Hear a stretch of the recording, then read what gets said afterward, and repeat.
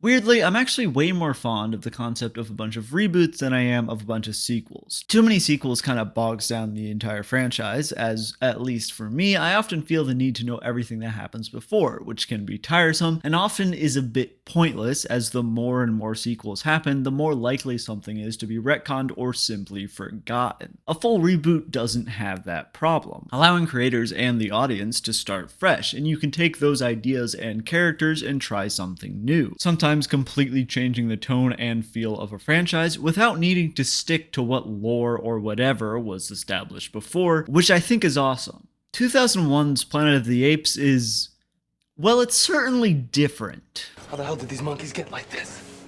What other way would they be?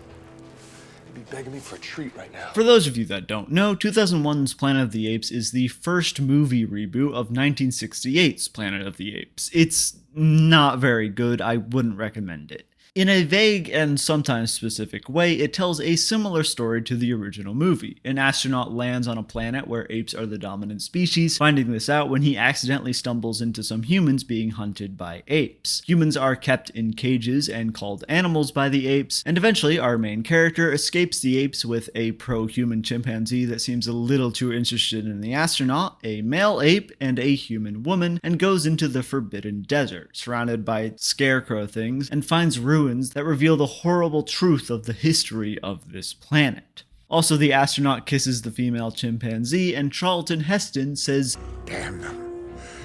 Damn them all to hell. There are a few differences. Here the humans can talk, Planet of the Apes is not Earth like it is in the original movies, and of course there's the final scene where our main character, Leo Davidson, arrives back on Earth to find that it too has been taken over by apes, but for some reason Washington DC looks almost exactly the same. One of the weirder changes the movie makes is with its theme. While the original movie was more about humans being awful and nuclear war, 2001's Planet of the Apes more takes its themes from the later movies and is explicitly about racism. They continue in the Planet of the Apes tradition by not being subtle about it, to the point where one of the apes literally says, Separate but equal. the humans aren't called animals because they might as well be, like in the original movie. It's simply racism. This isn't necessarily a bad thing, except they still keep the idea of humans being awful, this time with us destroying the environment instead of doing all that war and blowing ourselves up. So the apes are racist against humans who, according to our main character, a human, are objectively bad. Which muddies the waters a little bit, and I'm pretty sure they weren't trying to say that racism is good. There's a lot of other things I could talk about, like how horny this movie is, but because it's the apes being horny, it's very unsexy. Or how much the ending twist is less of a twist and more of a sequel teaser that doesn't make any sense for a sequel that never happened. Or the weird love triangle that barely exists between Leo, the female chimp Ari, and the human woman Diana. But there's a few things I want to talk about. One, this movie is entirely Leo's fault, and he admits it. Here's the deal. This movie starts with the space station Leo's on, the Oberon, looking at what ends up being a time storm. They seem to have been looking for this thing and it finally appeared, but that is not explained. The year is 2029, and apparently by then they regularly use genetically modified apes as test pilots for going into dangerous situations, like a time storm. They call it an electromagnetic storm, but it's a time storm.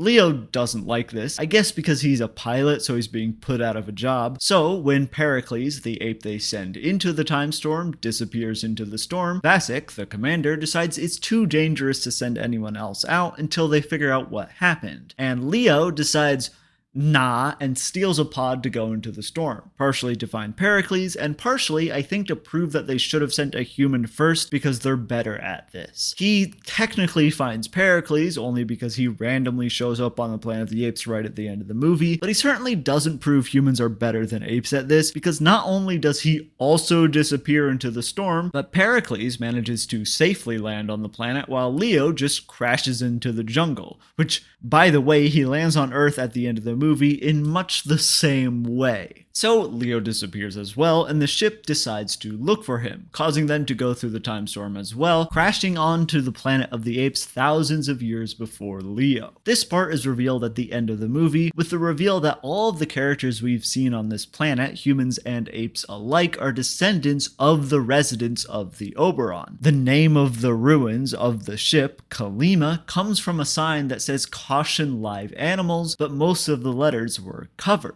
Leo is understandably devastated by this, realizing that it's all his fault they went into the storm, and, as he says, They're all dead because they were out looking for me. this would be an interesting thing for Leo to have to deal with. But we don't have time for that, especially since Ari points out that none of the characters on the planet would exist if the Oberon hadn't crashed. But that's a terrible argument, because you could make the argument that there's plenty of people who aren't alive because the Oberon never made it back to Earth. You could argue it's Vasik's fault for deciding to fly a space station into a time storm, but I'm not going to blame him for trying to save one of his crew members. You could also blame Simos, the ape that started the revolution against the humans, and I do blame him too, but that doesn't stop it from also being Leo's fault. To make matters worse, based on what we see, somehow General Thade, the main antagonist of the movie, made it to Earth before Leo, probably through time travel shenanigans, and took over the planet. And while we don't exactly know when that happened, there's still probably billions of people who are either dead or stopped existing with the time travel having made them never been born. Which means that Leo is partially the reason for the death of billions of people. So no, Ari, is not a good argument. Leo isn't even a likable enough character for me to want to forgive him, as he's just kind of mean and abrasive the entire movie. Speaking of characters, the second thing I want to talk about is that this movie does something really interesting with its characters, where it forgets to give us most of their names. There are 9 characters in the entire movie whose names are said out loud, and one of them is Simos, a character who most likely isn't born yet by the time Leo leaves the Oberon, and has been dead for thousands of years by the time Leo lands on the planet of the apes. The named characters are our main character, Captain Leo Davidson, the main ape, the female chimpanzee Ari, the main antagonist, General Thade, Thade's second in command, Atar, though the only time his name is given is when Ari is explaining to Leo how he and another ape are enemies, though previously Atar was the other ape's best pupil, and you just kind of have to pick up from the context clues that this is the ape she's talking about. Pericles, the test pilot ape that disappears into the time storm, Limbo, an orangutan that sells the humans to other apes and ends up being dragged along on the adventure to Kalima, and 2 random side characters. Bon, a random human slave in Ari's house, who's in 3 scenes maybe, and Senator Nato, an orangutan who we see twice, once at Ari's father's dinner party, and once getting interrupted in the middle of a weird mating ritual by the humans running through his bedroom to escape the city. If you look closely, you can also find the name of some of the astronauts on the Oberon, as they all have name tags giving their last names, though none of these names are said. So we have Alexander, Vasek, Cooper, Santos, and Hansen. Now, it's fine that all these characters are named. What becomes a problem is who they don't name until you look for them in the credits, which includes Diana, the main human woman, her father Karubi, though we do find out he is her father, a kid that might be her brother, Burn, the other 2 humans that escape with the gang, Taval and Gunnar, Kroll, Ari's bodyguard and Atar's old mentor, and Ari's father, Sandar. Thade's father, Zaius, isn't even in the credits, where I got everyone else's name, and Senator Nato's wife Nova is, but her name is never mentioned, which makes the fact that her, and also Zaius' name, is a reference to the original movie kinda weird, especially since we know this movie loves its references. Take your stinking hands off me, you damn dirty human! Now, for some of these characters, it doesn't really matter who they are. Taval and Gunnar really only seem to exist so they can die in the final battle, so you feel the stakes of the battle, I guess. I would have felt them a lot more if I cared about these 2 at all, or, I don't know, knew their names, but it's fine. In the end, they don't matter. Diana's father is also fine to not have a name. Him being Diana's father is good enough. Also, his entire purpose is so Diana can have someone to care about that dies. Ari's father not having a name isn't great considering he seems to be in charge of the Senate, but the biggest issues are Diana and Kroll. Diana is the closest thing we have to a third main character after Leo and Ari. She's pretty much the delegate to the humans, and they forgot to tell us her name. It's so bad that when I was watching this movie and the captions had to label her as the one talking, it just said woman. Now, I guess you could argue that she doesn't do much beyond staring at Leo a bunch, but the general sense is that she was supposed to be an important character, even if they failed to do so. Kroll is part of what I think was supposed to be a major subplot. A subplot that's the closest thing we have to an emotional core to the movie, so the fact that we don't know his name is also pretty bad. Kroll is actually the character with the most personal connection to our main antagonists, besides Thade really wanting Ari, so when Atar and Kroll fight and Atar kills Kroll, it feels like it's supposed to be this big moment. Except they forgot to really develop this subplot and also tell us Kroll's name. Now, Kroll and Atar's rivalry is probably the best established subplot in the movie. At least Ari directly tells us what that's about. The least established subplot involves this kid Burn, who also isn't named during the movie. For about the first hour and 20 minutes, he's just kind of around, not really much of a character. And then suddenly, he's given the character of being a whiny teenager that wants to fight. Now, that's kind of annoying already, but the thing that he wants to do and sneaks away to do doesn't even involve fighting, and he still manages to mess it up. Part of Leo's plan in the final battle is to have a few of our heroes act as bait and lead the apes right into the range of the thrusters of the crashed space station, which has just enough juice to blast one more fireball. Diana, Kroll, and Gunnar are part of this bait, and while Leo wants Burn to stay with the rest of the humans, where the fighting will actually be, for some reason, Burn wants to be part of the bait because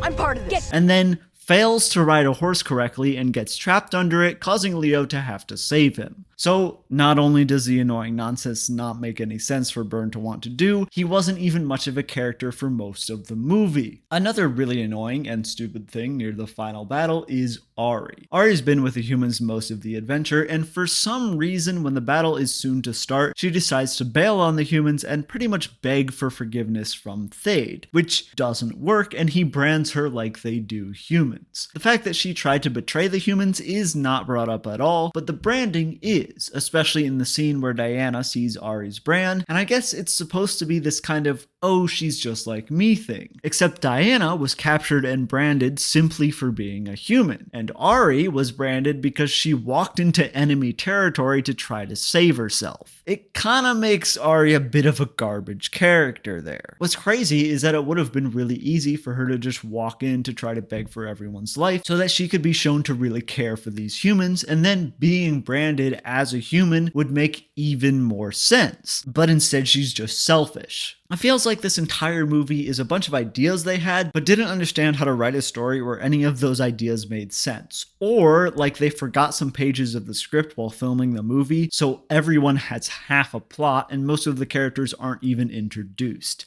It's quite bad. I guess I should also talk about the world building, which, shocker, is inconsistent at best. Simos is the biggest piece of world building this movie has. Ari tells us that the apes used to believe Simos was the first ape created by the Almighty, though most apes these days don't believe any of that anymore. Atar is one of the few apes we see that is still religious about Simos, to the point where he forces Sandar's dinner party to pray and has a shrine to Simos in his war tent. However, based on Atar's prayer, he seems to think Simos is the Almighty that created all apes. Now, this inconsistency I'll allow because religion being inconsistent is one of the most consistent things about religion, and I could also believe that Ari is simply wrong about what apes believe since she certainly doesn't believe it. But it is still weird that they put that inconsistency in there. They do both agree on the important thing, which is that the religion says Simos will return one day. The other piece of world building I want to talk about is not me complaining, but something I want to try to figure out. Where is this planet and how does the time storm work? We're given no information about where the Oberon is at the beginning of the movie. All that's implied is that the time storm is something they know exists, and it seems like they've been looking for it, which probably means it's caused problems for them before. We do know that the planet of the Apes is uncharted, and they haven't made contact with anyone since they crashed, which to me implies that either the planet is inside the time storm, or the storm teleports people. Or this planet is like in a different dimension or something. I'm not sure, but when Leo goes through the storm at the end of the movie, he arrives near Saturn, which probably makes sense as the location for where the Oberon was. That's very far out, but it's not intergalactic space travel far out, and considering the movie takes place 28 years after it came out, I can see that as slightly reasonable. And that's really all we get. Considering General Thade, or at least someone with his name, took over Earth before Leo got back there, the storm seems almost to be a wormhole between Saturn and the planet of the Apes that just kind of throws you into a random time. I really wish something gave us more than that. Now, I haven't said a single good thing about this movie the entire video, so I want to end with some compliments. I think this movie looks pretty good. The designs of the ships and the apes' houses are pretty good, and even the Ape Lincoln Memorial looks great, even if it doesn't make any sense. The apes themselves, I feel, are a good update to the designs of the original movies, still retaining that human character, but being way more ape-like than the original movie Apes. Most of the time. Ari does not look great. They even have them acting more ape-like, climbing up on things and using their feet a lot more, which I think is cool as keeping to the spirit of the original but updating it a little bit. I also really like how this movie does not do that thing that everything else beforehand has done, where the jobs are separated out by ape species. Here it's most obvious, where there are chimpanzees that are in the military and gorillas that are not in the military, whereas in previous movies and shows, the army solely consisted of all the gorillas. And yeah, I think this is good, because if you're not going to do something with the fact that apes' jobs are segregated by species, you shouldn't have them be separated like that. I also like how the humans do not win the final battle. The only reason the apes don't kill them all is because they're interrupted by the arrival of Pericles in his space pod, who they think is Simos finally returning to Kalima as the stories say. I think it's cool to show that the apes are simply stronger, so without a bunch of trickery and tools, the humans had no chance, and even so would probably have lost. I like Pericles. I think he's fun. I think that's it. Going to get my chimp. You bring that thing back here now. Return to base. Never send a monkey to do a man's job.